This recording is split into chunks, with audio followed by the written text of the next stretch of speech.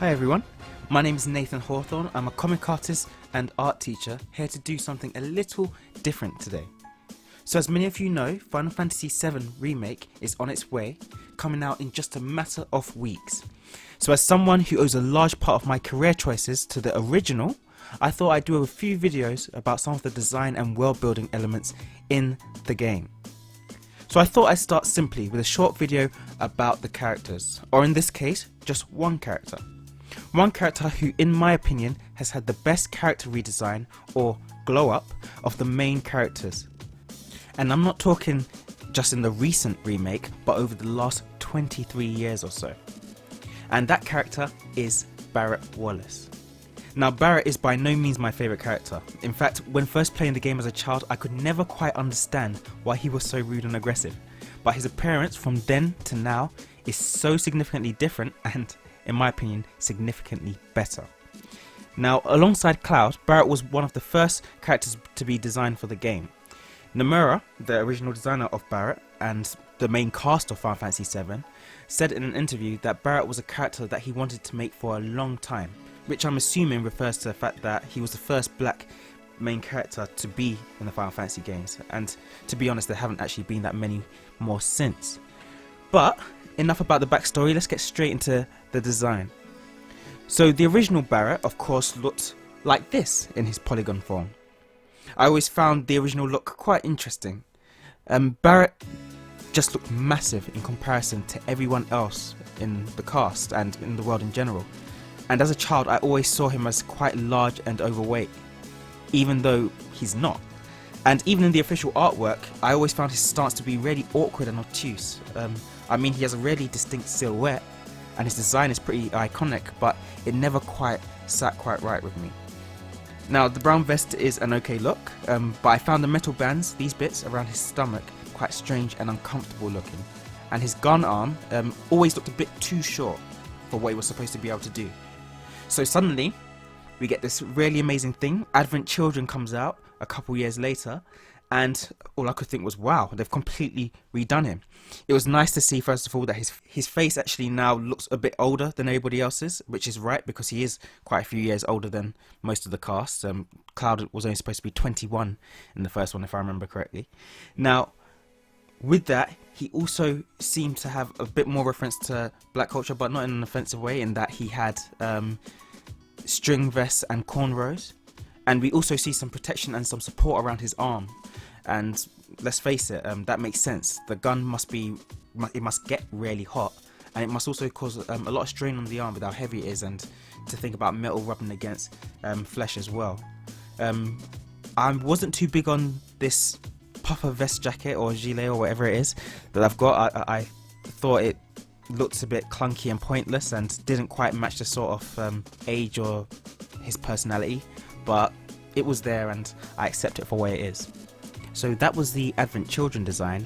Now let's have a look at the one that you've all been waiting for, the new Final Fantasy VII Remake design. Now, what is not to love about this design? We have the fact that even though Barret is still massive, I think he's 6'5", it's a tall and built massive. It's not refrigerator massive. He's showing much less skin, which I always think is a good thing when you've got characters who are actively adventuring, that they don't show too much because of the different situations they're going to be in. His arm is still showing that support that we saw from Advent Children, so that makes sense because after all his gun is much larger, which makes sense, and much more suitably designed for what it's actually able to do. He keeps the brown vest and the cargo bombs from the original design, but now they have these really interesting lines going on, these patterns and stuff to break up the large shapes, and the colour is a lot more earthier. It's a much better colour, both from the browns and the greens.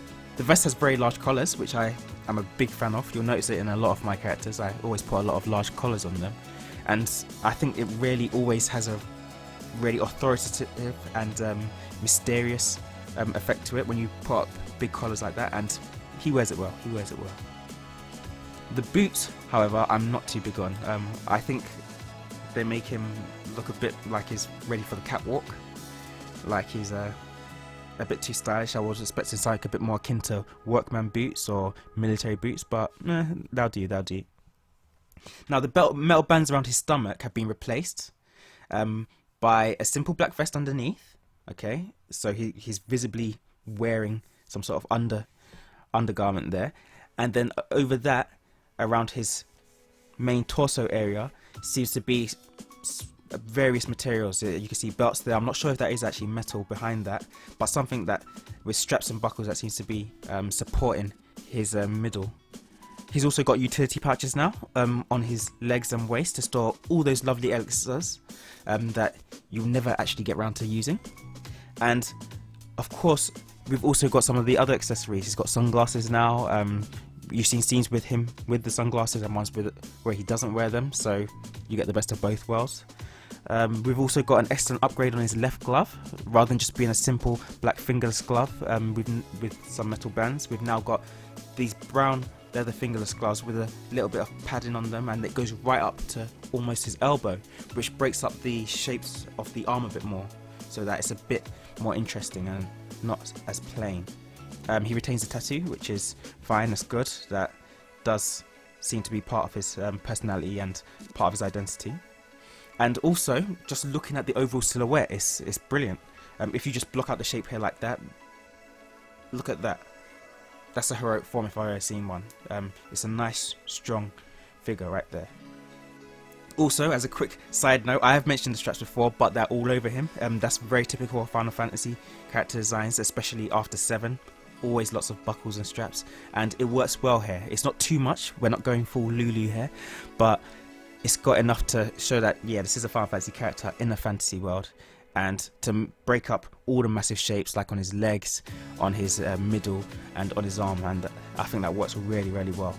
So, as I said, one of the best redesigns that I've seen throughout the years when it comes to the Final Fantasy 7 cast, and hopefully, as the parts progress, we'll see a lot of new designs for Vincent, for Yuffie, for a lot of the other characters we should meet later on as well, and I'm looking forward to hopefully having a look at those too.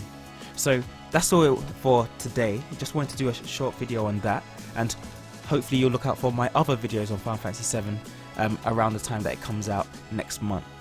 So thanks for watching, and if you have your own opinion on this, whether you think that no, I'm wrong, and you have your own favourite character redesign, please let me know in the comments below, and don't forget to like, subscribe and follow, and thanks for listening again. Until next time.